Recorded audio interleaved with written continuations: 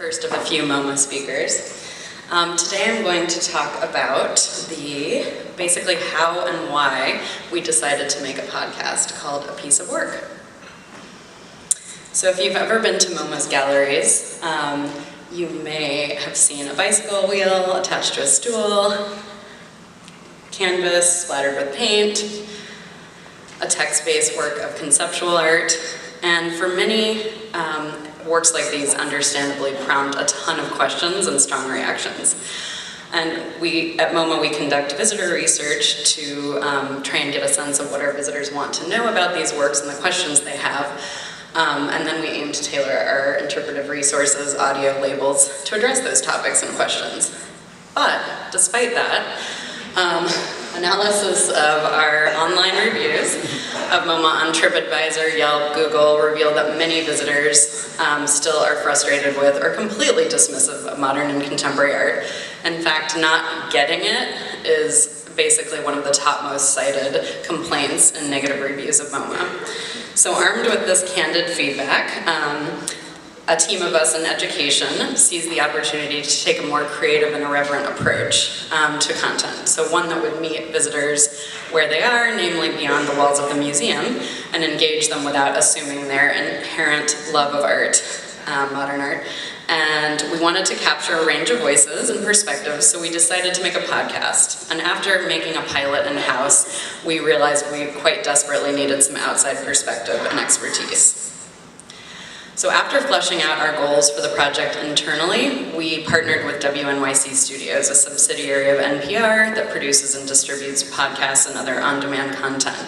We really admired how they have strategically diversified their voices and the topics of their podcasts and embraced a more informal tone to expand their audiences over the last few years. And we knew they would bring not only an abundance of audio expertise, production expertise, but a really much broader listener base. So we worked with our producers for several weeks to map out the topics and works of art that we would cover in the 10 episodes. And at first we strictly adhered to the works that visitors cited with extreme vitriol in our online reviews, but then we agreed that it would be a disservice to all just to address works by dead white males. So we broadened the range of makers and mediums covered to include performance art and video art, for instance, and design.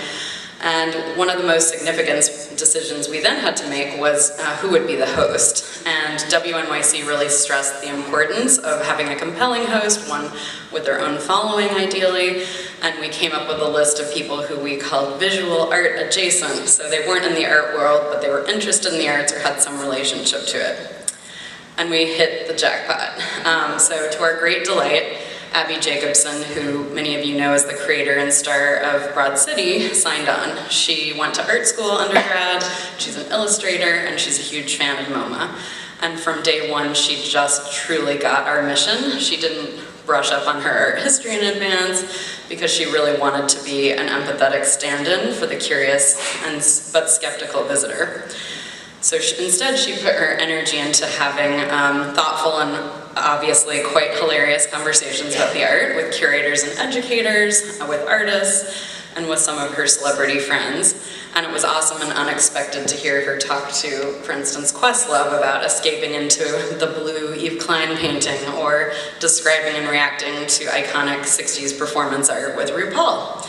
And then we, of course, punctuated these conversations with Vox of visitor reactions and insights on many of the same works. So as with all digital products, I cannot overstate the importance of having a launch plan. Our marketing and communications teams at both institutions coordinated with Abby, and we worked on a press and social strategy for maximum impact. And I can personally say in my 18 years at MoMA, it's the only Entertainment Weekly exclusive I can recall us having. And during the launch period, we topped the Arts and Culture podcast list, the top picks podcast list, and since July we've had 1.2 million downloads. But more importantly, visitors, our listeners, really seem to like the content. It's had positive reviews from art lovers and skeptics alike. Many talk about it as Abby's podcast, so it suggested we succeeded in stepping outside of our institutional voice. We learned a lot from this project, but a couple of things stand out. First, listen to this scathing feedback online, even if it hurts a bit, because you're going to learn what's not resonating and what you're failing at a bit.